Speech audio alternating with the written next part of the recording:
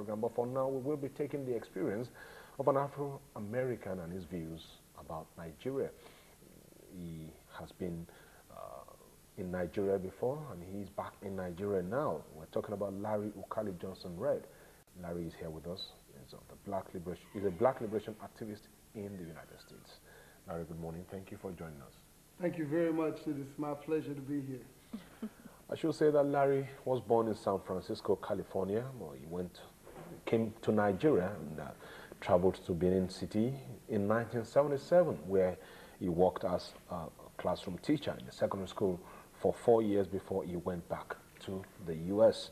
And he has since then done so much to help African Americans to understand themselves and get the real link to the African motherland. He has also written History to Destiny through Afrocentric Poetry, a 303-page book of spoken word and poetry that reflects on 31 years of African roots, culture, and politics. He's just completed a book, Loving Black Women, a book of spoken word style poetry in praise of African women all over the world, whom he has praised for standing by our African man. Larry, thank you for joining us this morning. Thank you. Let's start from your reasons for coming to Nigeria in 1977. That's about 27 years ago now. Exactly. I came to Nigeria with Chinwe Amechi Uzoma Johnson-Redd. That was my late wife. And she was a worker at the Ministry of Education, an education officer, while I was a teacher at Augusta Grammar School on New Lagos Road in Benin City. I taught government to my students for 4 years who had just come out of 12 years of military government experience. So it was quite interesting for them to learn about senators and members of the House of Representatives in their roles.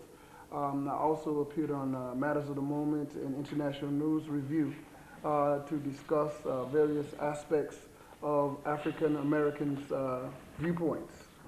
So I'm back in Nigeria after 24 years. I came in on Sunday, right after your independence celebration. So let me take this opportunity to say congratulations to Nigeria for 45 years of independence, because it's not easy, you know. And may Nigeria have many, many more years of independence. Thank you very much. Now back to the original reason why you came to Nigeria. Does it have anything to do with racism? Well, or the fact that you married a Nigerian wife? Those are all factors. First of all, my Nigerian wife, you know, always told me, if you come to Africa with me, you'll always have plenty of dignity as a black man. As an educated black man with my master's degree at 24, I found jobs very difficult because there is a lot of racism still in the U.S., even now, as evidenced by Katrina and the aftermath and the way African Americans were left out on the freeway. Those are just examples of the racism that we still face. So I wanted to see my roots. I wanted to know how it is to be a black person where you don't have to worry about racism every day and every night. And I wanted to know how it would feel to live in Africa, because when I grew up, we were fed with all of the negative images of Africa through the American media. But I wanted to see Africa for myself and see my people in Africa for myself, and then experience my African roots. And thank God I did. It's a good thing you did, but then what was your impression, the impression you formed when you were in Benin? You were there for 4 years, which meant you interacted with the people fully. Of course, yes. My interaction in Benin City was very positive. I really loved it. I still remember my house at 3 Jamaica Drive in the Kenwa area. I still remember my students being very respectful and hardworking, studying very hard to learn the 3 branches of government in the presidential system as well as the cabinet system of government. I remember how the people in Benin City were very receptive to me, and they were always extending themselves and inviting me to dinner and inviting me out for beer and inviting me for more discussions. So I really had a great time, and I really enjoyed myself when I was in Benin. But at a certain point I said, okay, it's time to go back. But it wasn't because of anything bad going on in Benin. Everything was good for me in Benin, and I loved it. And I'm really happy to be back in Nigeria because I continue to enjoy eating African food and learning more about African culture. All right, now apart from the larger society, how would you describe your assessment of teacher-student relationship when you taught in Nigeria, comparing it to what obtains in America? Well, you know, right now I'm an educator still in America. I'm an assistant principal in a high school in Brentwood, California. And so I can always contrast how, as I enter my classroom, 3 or 4 of my students would be struggling to help me carry my books into class. And when I describe that experience to educators in America, they can only just be aghast because it will never happen in the U.S. like that. So yes, the students were very polite, very hardworking, and there were very positive relationships between my students and I. As a matter of fact, I've even received on my website, journeytothemotherland.com, some letters from my students saying, we're finally happy to know where you were and where you are now, because they wondered what happened to me after I left. Okay. But on a larger perspective, let's look at Nigeria's educational system, or at least the one you worked in between 1977 and 1981 when you went back to the U.S. So how does the system compare with that of the U.S.? Well, actually, there are some very good comparisons, because when I graduated from high school in the United States, all one needed to do was complete one's classwork. And then when I came to Nigeria, I participated in the West African School Cert, you know, that we had each year at the end of the school year. Well, now in the U.S., I'm administering the California High School Exit Exam. So now we have an exit exam like Nigeria has had all along. So these exams are meant to check standards and make sure students are prepared to go out into the world. I think Nigeria, in its educational system, is doing a very good job, and the evidence is all the success that we see of the Nigerian students when they go to America. They go there and they impress all of their professors because they're hardworking and they study very much. So it's a good thing. It's a good thing. I think the Nigerian educational system is very good, having participated in it. And I know that the students must be congratulated because, you know, with all of the power cuts or whatever they have to struggle against to get in the classroom, they are there with their whole body and mind, and they participate fully. We have very good discussions about the 3 branches of government in my government classes.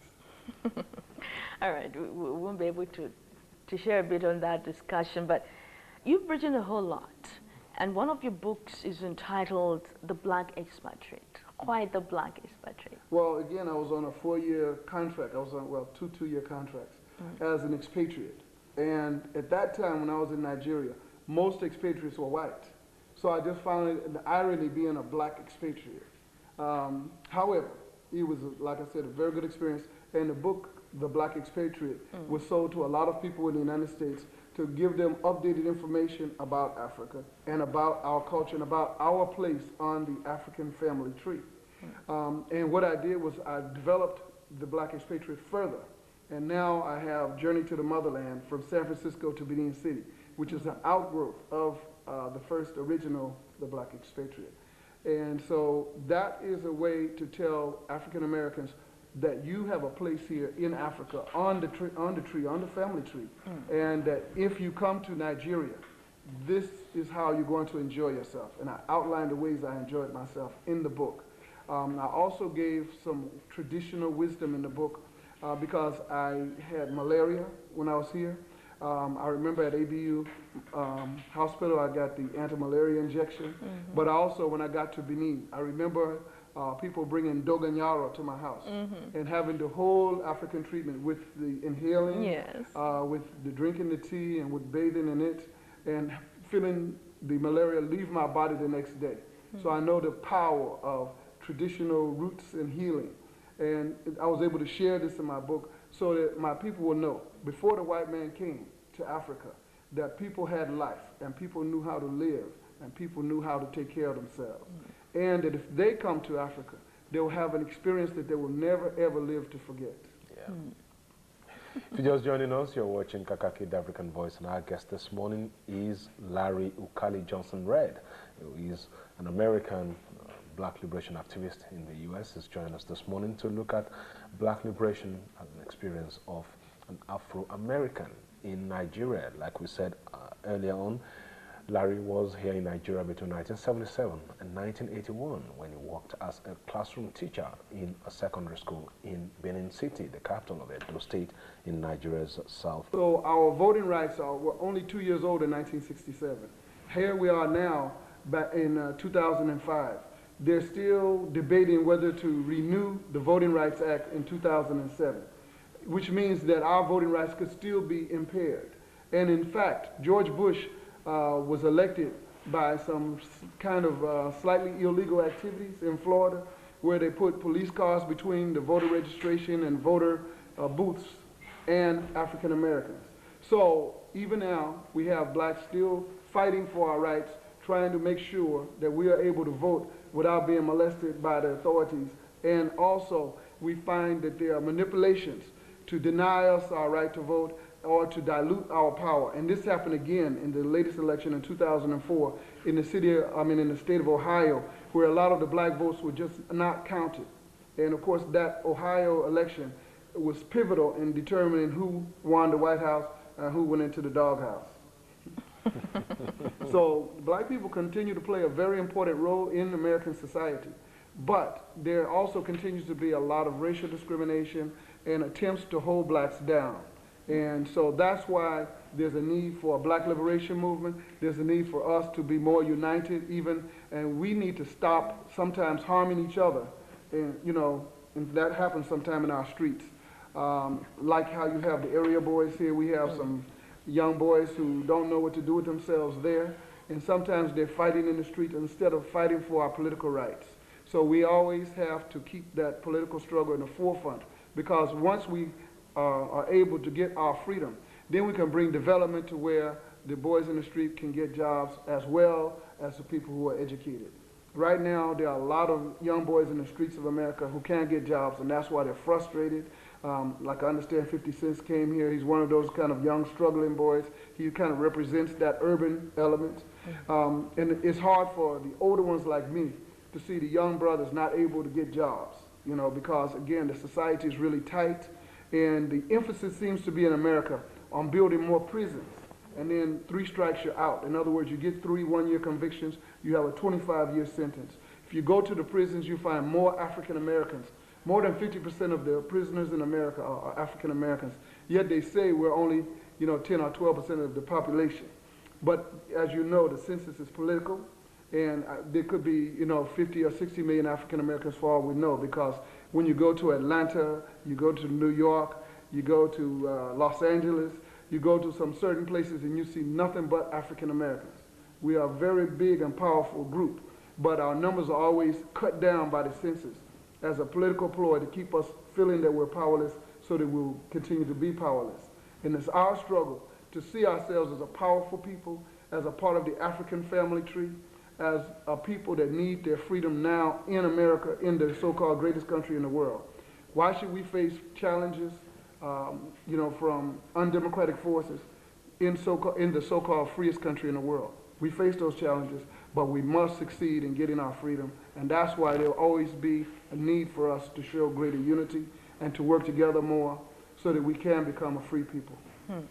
Now, listening to you, one begins to feel really sorry for black Americans in America, because, one would think that after Martin Luther King and all that, that blacks in the U.S. would have